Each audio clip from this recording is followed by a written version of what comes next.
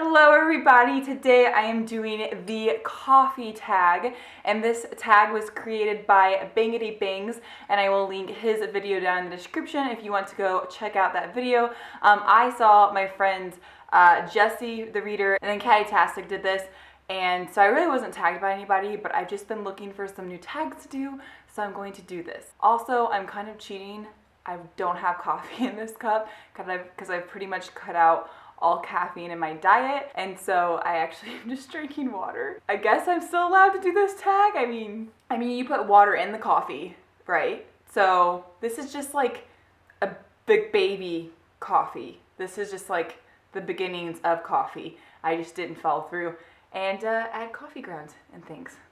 So anyways, this is probably gonna be my new little filming setup here. I've got obviously my big huge bookshelf that Jake built me for Christmas in the background, but this is my new little desk over here. I guess you can't really see it, but I've got my computer and stuff, and so obviously I'm sitting in my desk chair, which is super comfortable. Before, whenever I would film here, I would either just stand or I'd have to go bring like my piano bench all through the house or something like that. So it's nice that this is just already here. And then this is my reading spot over here. And if you missed my vlog on my other channel, I actually talk about these, but yeah, I talk about these like pillows, these tote bags that I made into pillows. So if you wanna go check that out, I will link that in the description. But anyways, on to the tag. There are 8 different questions, and you guessed it, it's related to coffee. Question number 1 is black. Name a series that's tough to get into but has hardcore fans.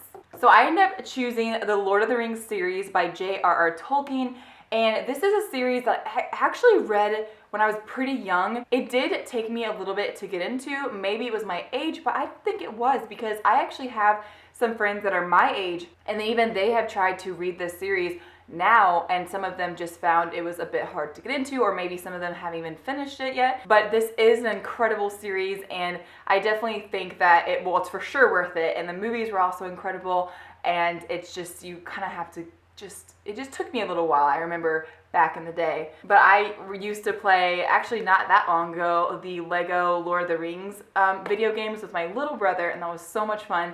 And then actually back in the day, my older brother used to, not Lego, just like the normal Lord of the Rings, just video games.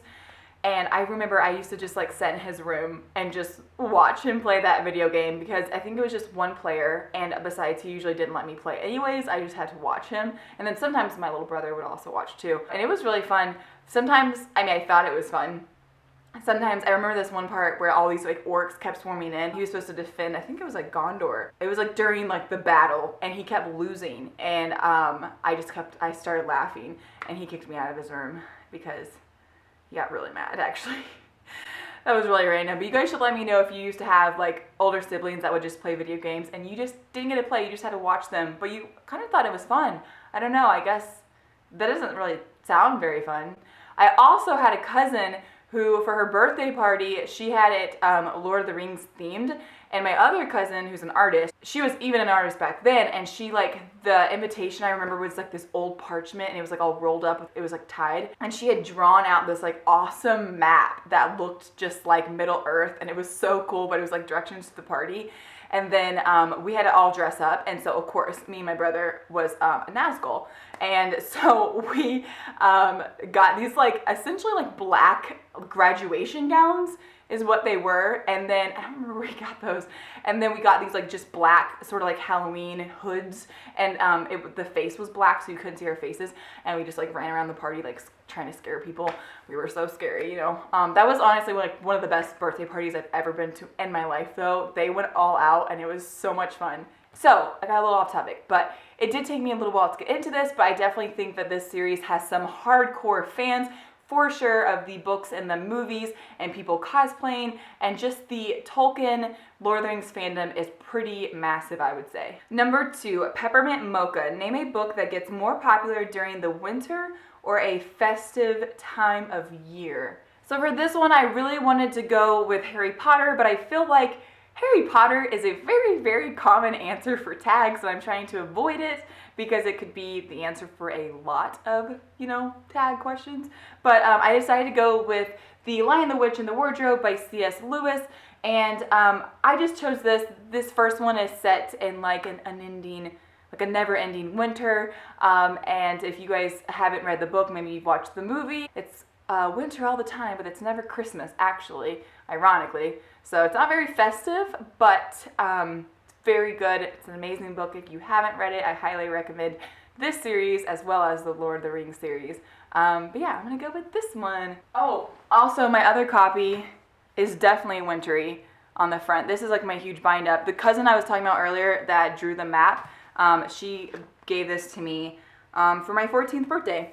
And it's like the big bind up of them. But yeah, there's the White Witch. Number 3, hot chocolate. What is your favorite children's book? I'm gonna go with a book that I read when I was a child, because there are, I would say, like probably right now my favorite children's book is like the Harry Potter series. See, told you, it's like an answer for everything. I'm gonna go with back when I was a child though. So I decided to go with the Little House on the Prairie series by Laura Ingalls Wilder. I definitely had a lot of other amazing series that I love to read. Like I read Hank the Cowdog, and I read a series, I cannot think of it for anything, but it was about these two blonde twins. I think their names were Jessica and like Elizabeth or something like that. They would switch places all the time. I thought it was great. I love the Chronicles of Narnia. I already mentioned, like a series of unfortunate events. But I'm gonna go with this one. This one was super special to me because I signed up for like the Scholastic kind of deal where they sent me like a craft to do, I think once a month. And my parents bought this for me each month, and it was sort of like now with the book subscription boxes you can get. It was just amazing every single month to open it up and to get a new book and then to get a craft. I know one time I made a little like doll that they would have made in the series. And yeah, and then later on there's like a TV show I used to like to watch with my mom and stuff, so I'm gonna choose this one. Double shot of espresso. Name a book that kept you on the edge of your seat from start to finish. I'm gonna go with a book that I just recently read, and that is A Court of Mist and Fury by Sarah J. Maas. I have not done my review. I really need to, but this book was huge. I read it in under, was it 24 hours or 48 hours? I can't remember now, but I read it in less than a day or two, and I just absorbed this thing. It was so intense. I just couldn't stop reading. It was everything that I hoped it would be and more. And that ending, like everything just, oh, this book, it was so good. But the entire time I was reading, I just wanted to like get to the next chapter and to find out what was gonna happen. And I love this series. Love it so much. Next question is Starbucks. Name a book you see everywhere. So not only on BookTube, but just out and about. I'm gonna go with The Fault in Our Stars by John Green. It's kind of tore up from my animals. But I see this book just everywhere. I know people that do not read that read this book and loved it. I see it just people in the park and just all over, all the time. I just hear people talking about this book. And it's worth it. It's an amazing book. I'm sure you already know it. I would guess that like 90% of you, probably more, that are watching this have read this book. And I'm gonna have to finish this in a couple minutes because my battery's about to die. Isn't that great? Okay, I'll see you guys in a little bit. Toodaloo. Oh, hi guys. So I'm back hours later. So my battery died, so I took a break. And then I realized how late in the day it was, and I had to leave. I totally forgot about a whole bunch of stuff. I forgot I had to get a hair appointment. I just was gonna get my bangs trimmed, and like I got my eyebrows done. Like, you guys don't care about that, but I basically just had to leave. And I left and I did some errands, and then I met up with Jake and stuff. And anyways, I am back. It's much darker, so everything has changed. I'm sorry, this is like an awkward, just halfway through the video. Actually, probably not even half. It's more than halfway. It's like the end.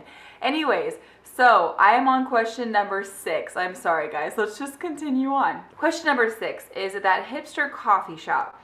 Give a book by an indie author a shout out. Okay, so this is the first book that I saw, and this is a book that was recently sent to me. This is The Dragon's Blade, The Reborn King by Michael R. Miller. It is a fantasy, and I am really into fantasy.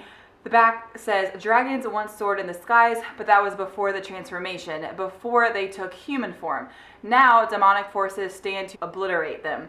When left mortally wounded, Darnier, I'm not sure how to say that, the Prince of Dragons, can only be saved through a dangerous rebirthing spell. He is left as a babe in human hands. 20 years later, Darner is of age to wield the dragon's blade. As the last member of his bloodline, he is the only one who can. He is plunged into a role he is not prepared for, to lead a people he does not know. Shadowy demons ravage his new home, and the alliance between humans, dragons, and fairies has fractured. Time is short, for new threats and deadlier enemies are emerging. So yes, I think a few other booktubers I know have recently read this and really enjoyed it, and I am really excited about this. And so yeah, hopefully I can read this soon. Michael R. Miller. There you go. Next question. Number 7. Oops, I accidentally got decaf. Name a book you were expecting more from. Okay, so this one took me a few minutes to find because I keep seeing so many books that I just really enjoyed. Delirium by Lauren Oliver, and I read this book a few years ago. But I remember when this book came out and like everybody was talking about it. It was just, everyone seemed to love it. It is a dystopian like story about where love is like prohibited, and I thought it was like pretty good. Like it was okay. I think I ended up giving this 3 stars, but I just was expecting more, and that's probably just because of high expectations from other people having like loved it. But yeah, I just never completely loved this, and I actually never continued on to read the second or the third one. I do own the second one though, and I had planned on it, and I just never got around to it. I did watch kind of like the pilot for the TV show, and it was okay. I don't know, it kind of was like, I felt like the whole book into one episode. Anyways, I don't know. I definitely expected more. All right, and the last question is question number 8, the perfect blend. Name a book or series that was both bitter and sweet, but ultimately satisfying. Okay, this one was pretty quick. I instantly chose Mistborn by Brandon Sanderson, and this was fantastic. I loved this book. It is the first of a trilogy, and then I believe there are like I think there's another trilogy. I don't think it's the main, like the same main people, but it's set in the same world. This fantasy, this is so good. So good. If you love fantasy, pick this up for sure. If you're a fan of like the Lord of the Rings or anything like that. Okay, so I can't really talk about in detail like what was bitter, what was sweet, but the ending was very satisfying, especially for a fantasy book like this, as the first of a trilogy. I definitely thought it was very satisfying. I wanted to continue on to the second one, but it didn't just leave me hanging and me just super like anxious and, you know, upset. So yes, I definitely appreciate that. Highly recommend this series. Read it. Well, that was it. I'm not going to tag anyone specific, but if you have not done this tag yet and you want to, then I tag you. Thank you guys for watching. If you have any other tag video ideas that you want me to do, let me know in the comments, because I've been kind of making a list of just some tags that seem fun that I kind of missed throughout the last like year or more. And I am trying to go back also to tags that I've been tagged to do. And I've kind of lost track of a lot of them, to be honest. If you're a booktuber, let me know how you keep track of who tags you to do book tags, because I lose track very easily, and a month goes by and it's like gone, and then I feel bad. Anyways, I'm gonna go and I'm gonna do some reading, but I will see you guys very soon in my next video. I have a book haul going up that I really want to do, and I need to get on my review videos. I don't know if I'm gonna just try and do some separate review videos, or if I'm gonna do one video of a mashup with like some recent reads and kind of mash them up to catch up, or what. But anyways, I'm gonna go. I'm currently reading, by the way, if you were wondering, The Unexpected Everything by Morgan Matson, and it's really good. So anyways, I'll see you guys later. Bye guys.